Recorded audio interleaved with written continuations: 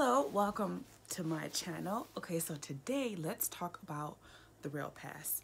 And so this is a video that I've been wanting to make for a while, but there are so many Rail Passes. It took me a minute to research them and, try to pick the best ones to talk about. Okay, so if you don't know what a Rail Pass is, like I said, there are many, but the general idea is that you pay so much for this rail pass, and then you can travel for so many days without paying any additional fees. Okay, so the main rail pass that everyone knows about it's just called the Japan Rail Pass, and I'll include a link so that you can actually check it out for yourself.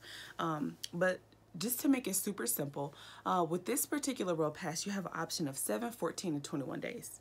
Okay, so the 7-day one is I'm just gonna use like super simple about US dollar terms. So let's say about 300 bucks. For 14 days it's about 470. For 21 days it's almost 600.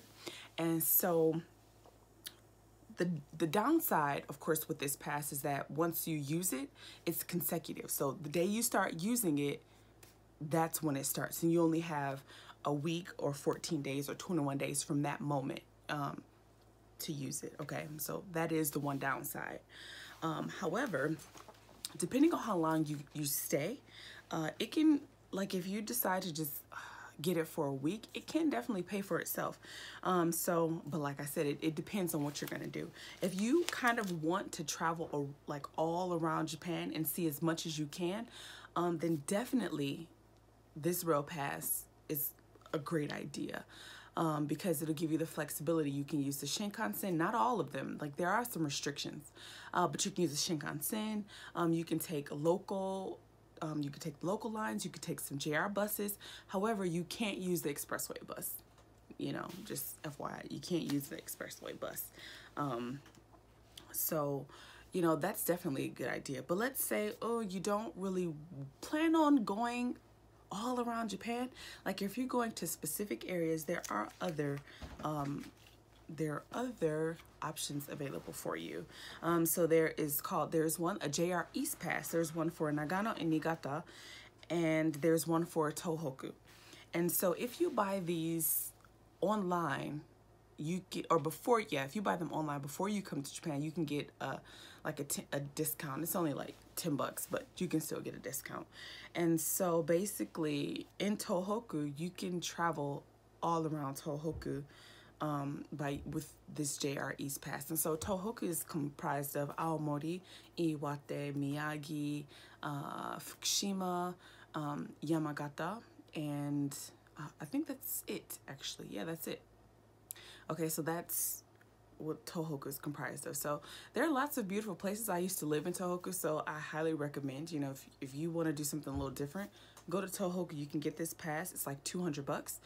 And you'll have you'll be able to see a lot. There's so much to see. And then they have the one for Nagano and Niigata, and that's actually a little bit cheaper. It's 180.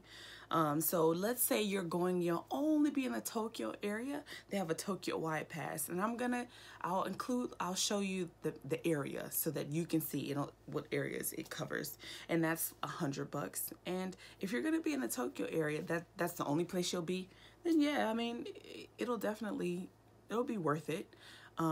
If you want to take like the Shinkansen. I even believe you can go to Mount Fuji, actually. I have to look again, but I definitely believe you can even go that far. So they have a South Hokkaido Pass, and so they have a Tohoku and Hokkaido Pass, and they have just one for Hokkaido. So those are also good options, and I'll include information so you can see about how much it is as well. They have one, it's called the Hokuriku Arch Pass, and so this will take you from Tokyo to Osaka, and you can it's just that arch, so you can take the Shinkansen, in that area, and you can take JR trains in that area. And so they have some other things that aren't really like rail passes, but it is a pass. So for example, when you arrive and you say you don't have this rail pass, I definitely recommend you buying the round trip ticket, because you can get a discount versus you just buying it one way. And then they have, actually, and I really like this pass. Now this pass, anyone can use this particular pass. You don't have to be a resident, or you don't have to be a visitor, but it's basically like a pass where you can use, it's called the Tokunai pass. You can use the JR trains, and then you can use the Metro subway.